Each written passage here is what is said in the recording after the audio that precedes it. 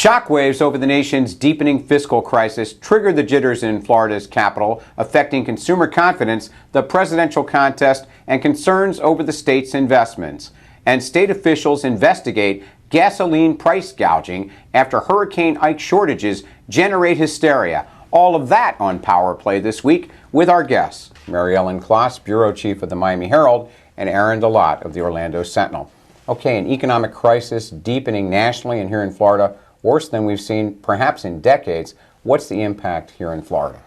Well, it has had a ripple effect in Florida. There are echoes of both the bank failure, the insurance AIG failure, in everything. Florida's pension fund, Florida's Treasury have both lost millions of dollars. Now, they say that those holdings are minimal, that there will not be a broad impact, that we can sustain it. But Florida has lost money, and we're seeing it also in the crisis in terms of people's confidence. What exactly is it doing to consumer confidence? Florida is at the tip of the spear in the home mortgage fallout that is happening nationally and internationally.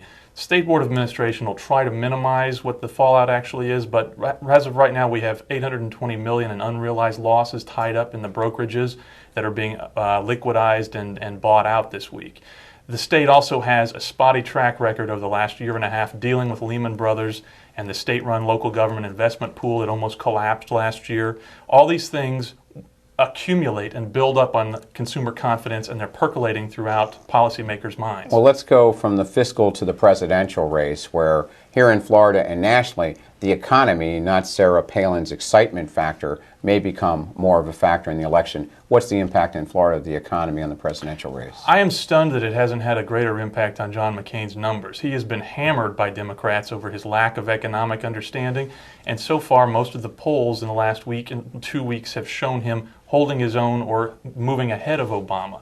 It doesn't seem to have a dramatic impact yet. The debates are about to begin, though.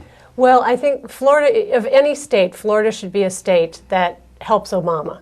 I mean, we're leading the nation in the number of job losses. We've led the nation in the number of foreclosures. We continue to have economic difficulty with our own state budget. People are losing jobs. But ironically, Obama's message doesn't seem to be taking hold. So I think there's something else at play here. It means that people either don't trust Obama and they trust McCain more, or they're still so jittery and uncertain they really haven't figured it out. All right, pumping the economic message again, we have a gas shortage and gas price gouging triggered somewhat by Hurricane Ike. What happened in Florida and what's being done about it?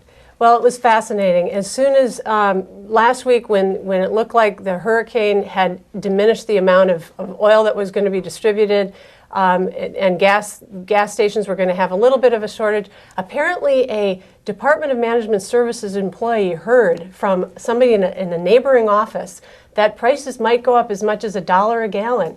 And so he told everyone in his family that we go out and get some gas. Well, that sparked this amazing run on gas stations in Tallahassee.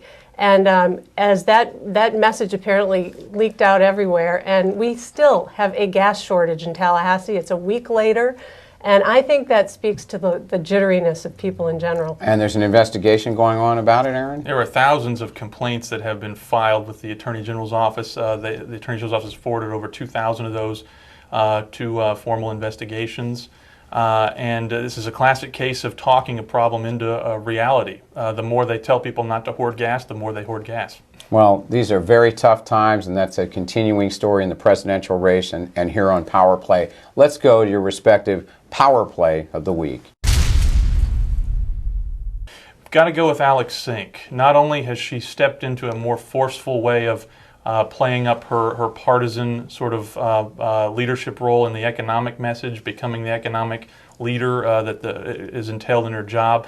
She also led a revolt in the Florida cabinet this week in convincing Governor Charlie Crist not to approve a $37 million land deal in Central Florida that would have helped them complete the Orlando Beltway. This is a project a year ago that would have been approved without blinking an eye, but in this economic climate, she let it down. Mary Ellen. Well, I agree with that, and she not only spoke up in that fashion, basically to say we need to save money, they were going to pay too much for that project, but then she came out as the spokesperson on behalf of Obama, critical of John McCain and his statements in Florida this week, and has become, because she's a former bank executive, she comes with some authority about saying, I don't know what cabbage patch he was living under when he said that the fundamentals of the economy are strong. So CFO Alex Sink gets the double Power Play of the Week for turning heads with her leadership. Mary Ellen Kloss, Aaron DeLotte, thank you very much. Go to the Safety Review for the latest political news, and we'll see you next time on Power Play.